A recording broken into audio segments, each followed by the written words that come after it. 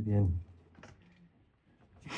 Se nota que no estamos en el local típico de una iglesia evangélica porque faltan los dos elementos típicos, propios, que dan identidad a una iglesia evangélica, que es una cruz de aquí detrás y un reloj de cocina allí al fondo que indica la hora que es y el tiempo que tienes para compartir.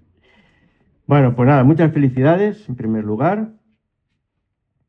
Un aniversario siempre es una ocasión pues de alegría y de regocijo y de celebración, sobre todo buscando el rostro de Dios y considerando en su fidelidad. Y más en este país, ¿no? Donde, como veis y sabéis y vivís, pues todo cuesta tanto y es todo tan complejo. Es verdad, he estado sirviendo por 22 años en la iglesia en Cristo Vive. Antes, por 19 años, en la iglesia que está en la calle General Laci, bien cerca de aquí. Por años, esta fue la zona donde yo me movía. Aquí al lado está una oficina de correos, que es donde veníamos a por los paquetes. Algunos de los hermanos vivían por aquí, en esta zona. Y hacía tiempo que no venía, así que me resultaba todo familiar. Pero en realidad, aunque esas son dos iglesias, digamos, grandes, en las dimensiones que nos movemos en nuestro país, pero en realidad yo provengo de una iglesia muy pequeña. Mis padres eran evangélicos, así que me crié en una iglesia evangélica, en una iglesia donde éramos, yo creo que, menos personas de las que hay aquí. Así que cuando Kevin hablaba de personas que no han tenido discipulado, que no han tenido un yo no, claro, algunos dicen que claro, que se nota mucho, ¿no? Que no tiene un discipulado en condiciones, pero efectivamente, en una iglesia éramos 25, 30 personas, el grupo de jóvenes, yo era algo así como el 30% del grupo de jóvenes, porque el otro 30% lo era mi hermana y el 30% restante era otra joven de la iglesia. Así que sé bien lo que es la dinámica de una congregación que intenta crecer y sostenerse, pues cuando los recursos no son muchos y hay pocos elementos humanos de estímulo, ¿no? Pero la realidad poderosa y potente de la presencia de Dios, de la realidad de Dios, la mirada amorosa de Jesucristo sobre cada uno de nosotros, todos esos son elementos tan potentes que hacen que sirven de cimiento para todo lo que después vivimos o esperamos vivir, ¿no? Bueno, yo esta mañana quería introduciros. Yo no soy muy de cine, así que, y lo poco que he visto, claro, es bastante antiguo, ¿no? Pero no sé si os suena, hace ya unos años, había una película que se titulaba, si tenéis ahí la carátula, ¿no? Un monstruo viene a verme. Durante un tiempo como hijos de Dios, como discípulos de Jesús, quizás este sea un título que podía expresar nuestro sentir acerca de las tentaciones, acerca del pecado, ¿no? Como hijos de Dios intentamos vivir en obediencia y tenemos que pelear tanto porque hay muchas presiones en contra, muchos elementos que nos aturden. Y la sensación es esto, ¿no? Como que desde fuera alguien nos quiere entorpecer, quiere dificultar nuestra vida de fe. Pero cuando pasa el tiempo y vamos siendo conscientes de la realidad de las cosas y nos vamos conociendo un poco mejor, aprendemos que en realidad ese no sería el título ni la película que mejor lo representa, sino probablemente esta. La vamos a pasar rápido para que es bastante feo, ¿no? Porque el monstruo no está afuera. El monstruo está dentro de nosotros. El alien ese está en nosotros. Esto no es un invento mío. El apóstol Pablo dice, ¿recordáis? Romanos 7, el mal mora en mí. Así que, pensando en nuestro desarrollo como hijos de Dios, nuestro desarrollo como cristianos, tenemos que reconocer que efectivamente un problema importante es lo que nos rodea, ¿no? El entorno que nos rodea, la manera de pensar en esta sociedad, las actitudes, los principios, todo tan ajeno, tan opuesto a lo que nosotros queremos vivir, que realmente es como si un monstruo nos estuviera amenazando continuamente. Pero descubrimos que el problema es mucho mayor, porque el verdadero problema no está a nuestro alrededor. El verdadero problema, y más vale que lo reconozcamos, el verdadero problema lo llevamos dentro. El verdadero problema está en nosotros. Así que no es un accidente, no es una mala racha, no es que el entorno, no es que la iglesia no da la nota, no es que... No, ¿vale? El mal está en mí. El problema soy yo. Y eso nos pone en una situación, pues la verdad, no solo difícil, sino de alguna forma algo pesimista. Hay un texto, el libro del profeta Jeremías, que es muy sugerente, porque el profeta lo expresa de una manera muy gráfica. ¿Mudará el etíope su piel? Es decir, la persona de piel negra podrá cambiar el color de la piel. Claro, siempre que recuerdo este texto, siempre digo, efectivamente, Michael Jackson pudo hacerlo. Es verdad. Vale, ya lo sé. Quizás hoy no usaríamos el ejemplo. Bueno, el profeta Jeremías no conocía a Michael Jackson, no era el caso, ¿no? Pero, ¿entendéis la idea? ¿Cambiará la persona que es de piel negra? ¿Puede dejar de tener la piel negra? Y el leopardo puede cambiar sus manchas. Y así también vosotros podréis hacer el bien, estando habituados a hacer el mal. Si esa es vuestra condición, ¿podréis ser de otra manera? ¿Hay posibilidad de cambiar? Mirad, sí, vale, al final veremos, ya lo sé, pero no corramos tanto, porque yo creo que aquí hay un elemento capital. Y el elemento capital es identificar dónde tenemos el problema en nuestro desarrollo como hijos de Dios, como discípulos de Jesús. El problema no son los demás. El problema no está en el entorno. El problema no es el pecado que nos rodea. El problema lo tenemos nosotros dentro, porque esa es nuestra condición natural. Esa es nuestra realidad. Así que más vale que dejemos de echar balones fuera, buscar excusas y centrarnos en el núcleo del conflicto. Ese monstruo que no solo viene a verme, sino que está en mí, efectivamente es capaz de cualquier pensamiento, de cualquier acción indigna. Varias veces he escuchado la misma cosa, ¿no? De alguien que conoció a John Stott. John Stott falleció hace relativamente poco.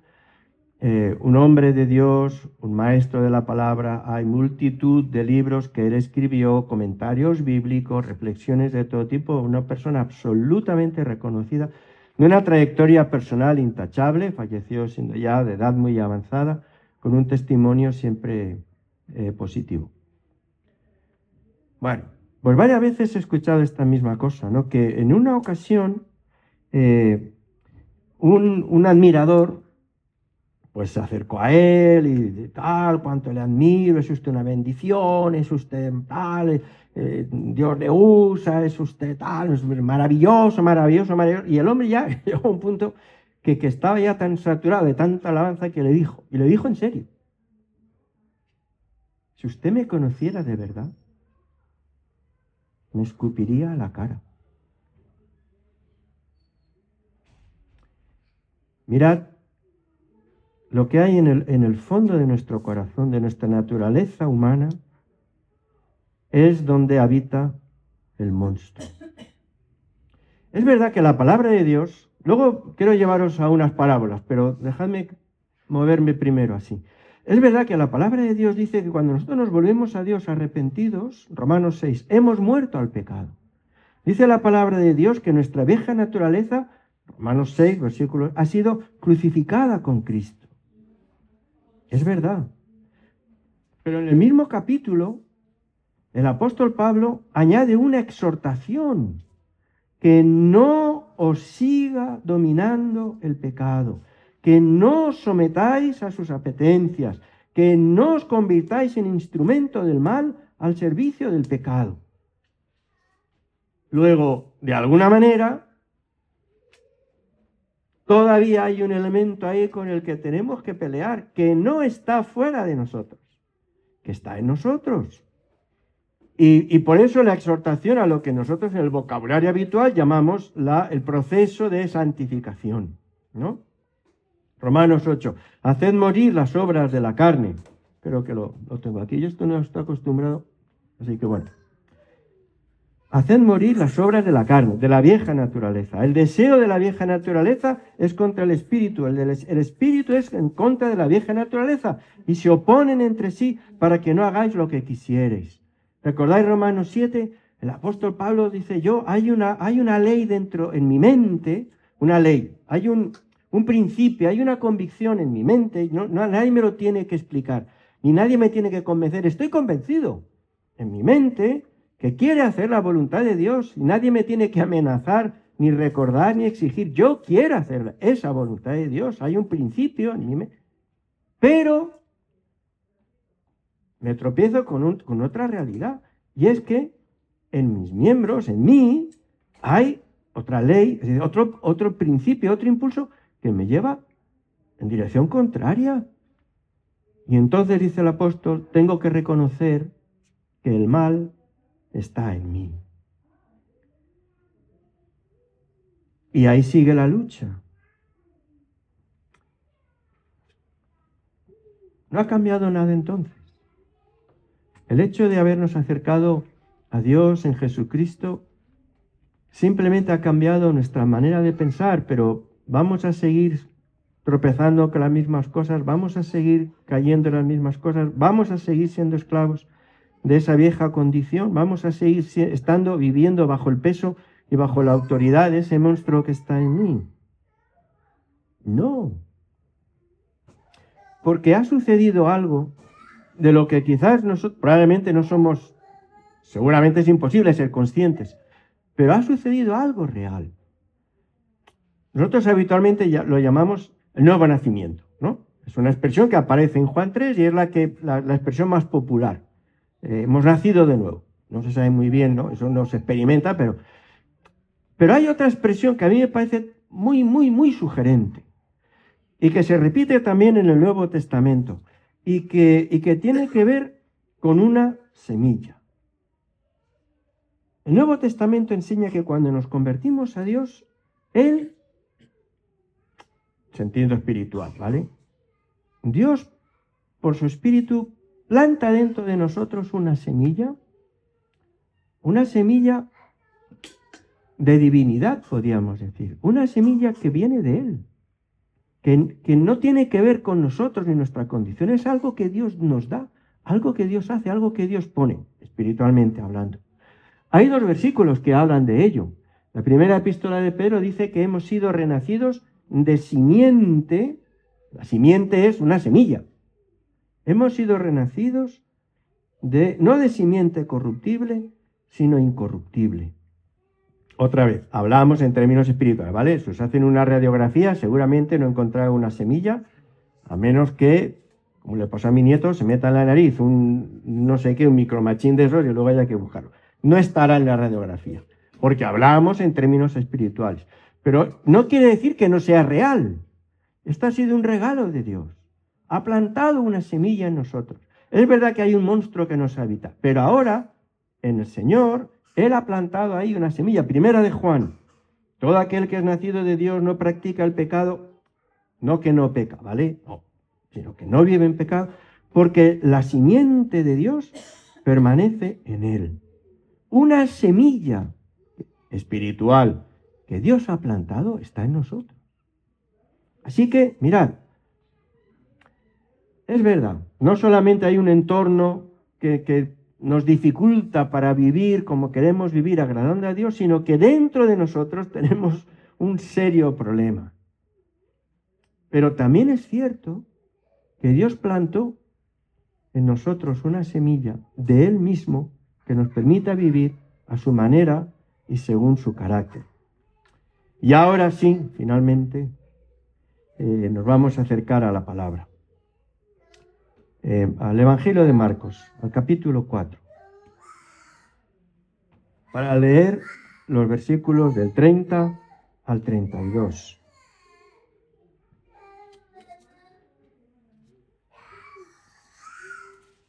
Conocéis el pasaje.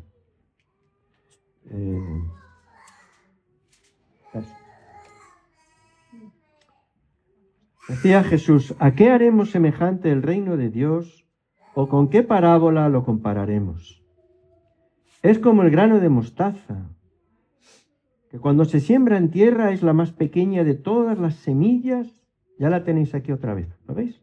Las semillas. Es la más pequeña de todas las semillas que hay en la tierra. Pero después de sembrado, crece y se hace la mayor de todas las hortalizas y echa grandes ramas, de tal manera que las aves del cielo pueden morar bajo su sombra. Así que esa semilla que Dios planta en nosotros, espiritualmente, ya no lo digo mucho más, ¿vale? Ya creo que lo habéis entendido, ¿vale? No vengáis luego buscando a ver dónde está la semilla. Pero bueno, es una semilla inicialmente modesta, pequeña, imperceptible, pero tiene tal vitalidad, porque viene de Dios, tal vitalidad, que está llamada a crecer, desarrollarse de una forma tremenda. Esta es una semilla de mostaza, fijaos el tamaño que tiene. Pero termina en esto.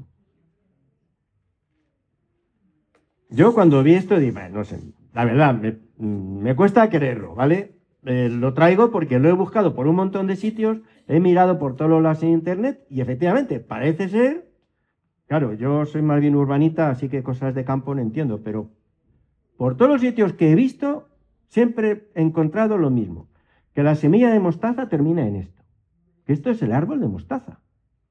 No digáis que no sorprende, no me vengáis que sabéis más que yo, o sea, no puede ser, ¿vale? Porque también sois de tal. ¿Habíais visto esto alguna vez? Es decir, esta idea, la parábola la hemos oído 1000 veces, pero claro, las parábolas lo que quieren es hacer muy gráfico, muy visible, un principio teológico y tal, que es como muy abstracto. Pero ¿veis esto? ¿Recordáis la semilla? Pues está llamada a crecer así, a convertirse en eso. Luego, sí hay esperanza. Sí podemos experimentar la realidad de la acción de Dios en nuestra vida y en nuestra manera de actuar.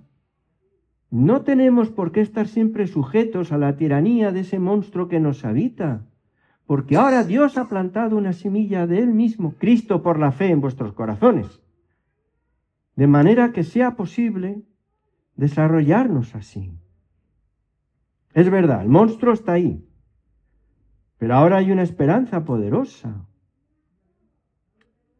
Cristo en vosotros, la esperanza de gloria. Cristo en vosotros, esa semilla, ¿no? Es una forma de hablar, pero es la presencia de Cristo por su Espíritu en nuestra vida. Cristo en vosotros, la esperanza de gloria. Y mirad una cosa aún más asombrosa. No solo es que la semilla puede crecer así, sino que crece por sí sola. Que no es resultado, luego matizaremos esto, no es resultado de nuestro empeño. Porque si fuera eso, entonces, bueno, no haría falta el Evangelio, eso ya es el Antiguo Testamento, ¿no? Aquí tenéis lo que hay que hacer, así, aquí está cómo hay que vivir, venga, a ello. Y entonces uno se empeña, ¿no? No es así.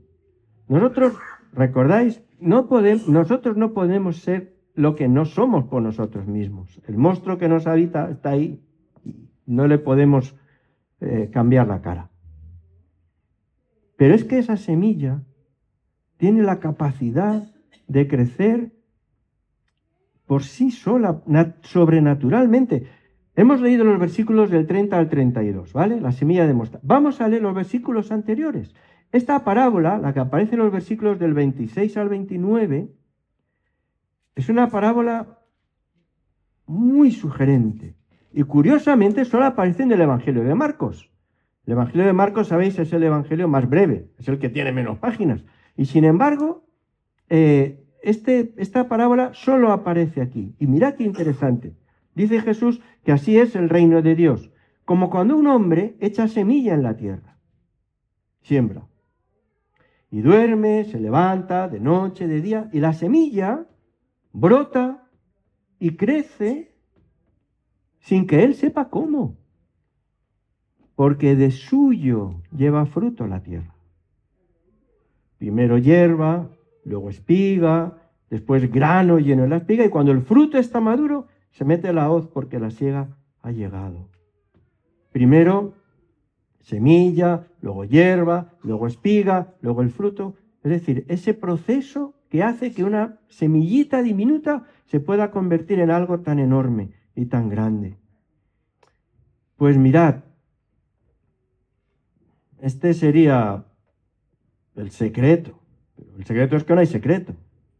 Porque la esperanza de crecimiento, de transformación, que hace que la semilla se convierta en una espiga, que hace que nuestra vida, sujeta a ese monstruo que nos habita, pueda empezar a liberarse, crecer, desarrollarse e ir mostrando el carácter de Jesús, esa es la obra del Espíritu de Dios.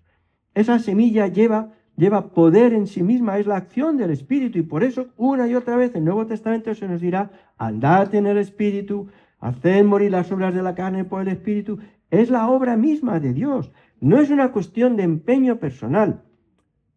¿Recordáis Jeremías?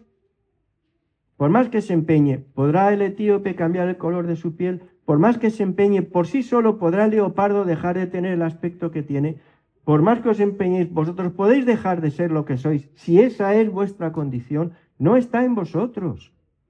Pero Dios ha puesto una semilla, la presencia de Cristo por su Espíritu en nuestras vidas, para que sea posible un desarrollo, un proceso de remodelado de nuestro vivir a imagen, a semejanza del carácter de Jesús. Esa es nuestra esperanza.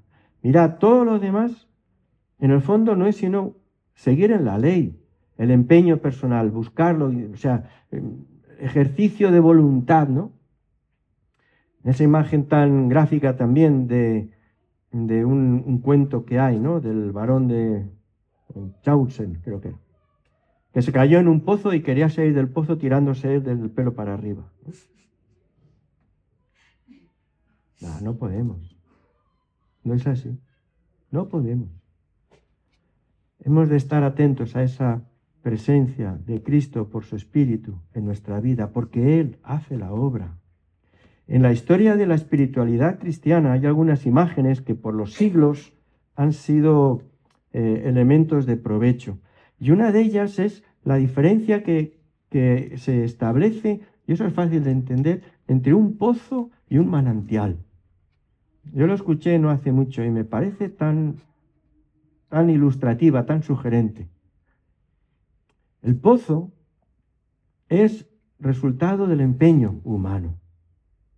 Se analiza la tierra, se hacen prospecciones, se desarrollan estudios, luego se pone uno a excavar y excavar más y arañar la tierra hasta que aparece el agua.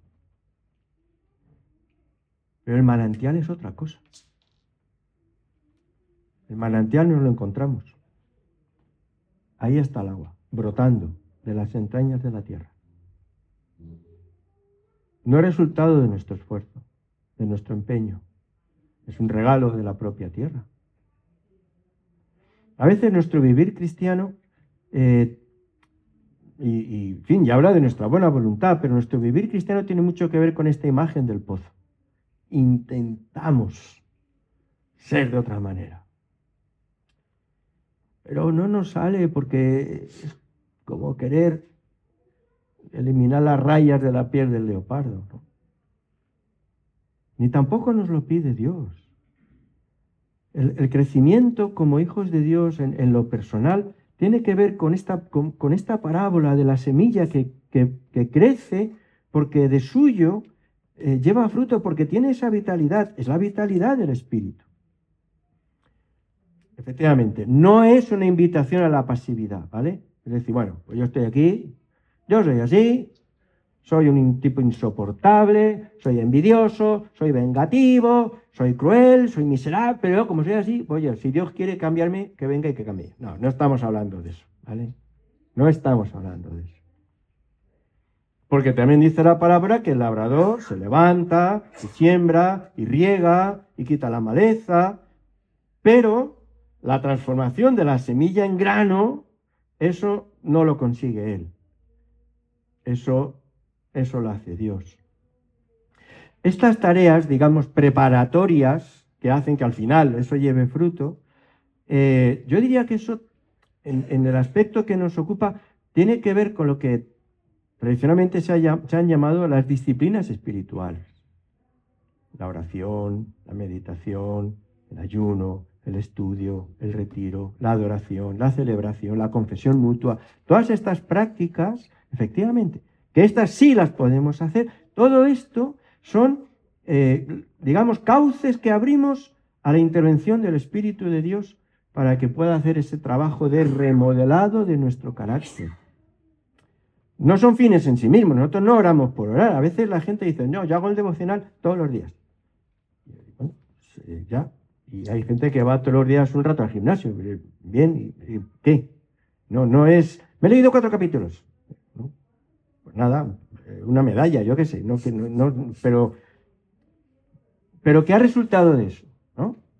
Dios te ha hablado, Dios te ha corregido, Dios te ha alentado, Dios ha señalado un aspecto de tu vida que hay que cambiar, ha hecho algo. Yo oro todos los días 3 horas. Bueno, bien.